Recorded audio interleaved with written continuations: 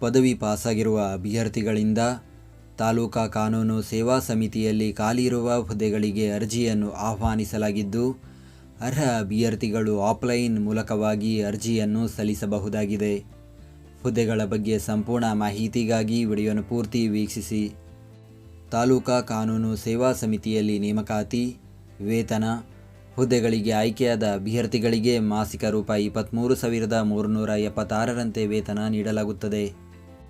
ವಯೋಮಿತಿ: ಅರ್ಜಿ ಸಲ್ಲಿಸಲು ನಿಗದಿಪಡಿಸಿದ ಕೊನೆಯ ದಿನಾಂಕಕ್ಕೆ ಅಭ್ಯರ್ಥಿಗಳು ಕನಿಷ್ಠ 18 ವರ್ಷ ಪೂರೈಸಿರಬೇಕು ಹಾಗೂ ಗರಿಷ್ಠ 35 ವರ್ಷ ಮೀರಿರಬಾರದು. ಆಯ್ಕೆ ವಿಧಾನ: ಸಂದರ್ಶನ ಹಾಗೂ ದಾಖಲೆಗಳ ಪರಿಶೀಲನೆ ನಡೆಸಿ ಹುದ್ದೆಗಳಿಗೆ ಆಯ್ಕೆ ಮಾಡಲಾಗುವುದು. ಅರ್ಜಿ ಸಲ್ಲಿಸುವ ವಿಧಾನ: ಅರ್ಜಿ ಸಲ್ಲಿಸಲು ಬಯಸುವ ಅಭ್ಯರ್ಥಿಗಳು ಇಲಾಖೆಯ ಅಧಿಕೃತ ವೆಬ್ಸೈಟ್ ವಿಳಾಸಕ್ಕೆ ಭೇಟಿ ನೀಡಿ ಅರ್ಜಿ ನಮೂನೆಯನ್ನು ಡೌನ್ಲೋಡ್ ಮಾಡಿ ನಂತರ ಅದನ್ನು ಭರ್ತಿ ಮಾಡಿ ಅಗತ್ಯ ದಾಖಲೆಗಳೊಂದಿಗೆ ಕಚೇರಿಗೆ ಸಲ್ಲಿಸಬೇಕು.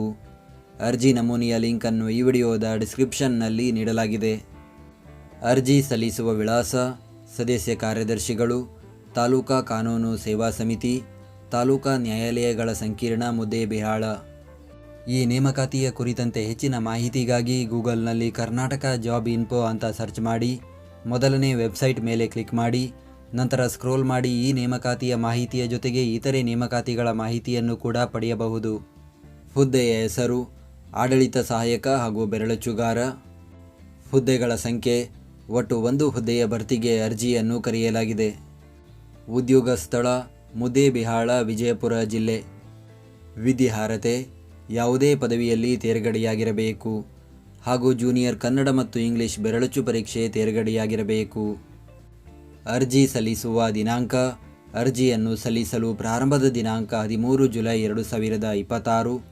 ಅರ್ಜಿಯನ್ನು ಸಲ್ಲಿಸಲು ಕೊನೆಯ ದಿನಾಂಕ 29 ಜುಲೈ 2026. ನಾವು ನೀಡಿದ ಈ ಉದ್ಯೋಗ ಮಾಹಿತಿ ನಿಮಗೆ ಇಷ್ಟವಾಗಿದ್ದರೆ ನಮ್ಮ ವಿಡಿಯೋಗೊಂದು ಲೈಕ್ ನೀಡಿ ಹಾಗೂ ಈ ವಿಡಿಯೋವನ್ನು ನಿಮ್ಮ ಸ್ನೇಹಿತರಿಗೆ ಶೇರ್ ಮಾಡಿ.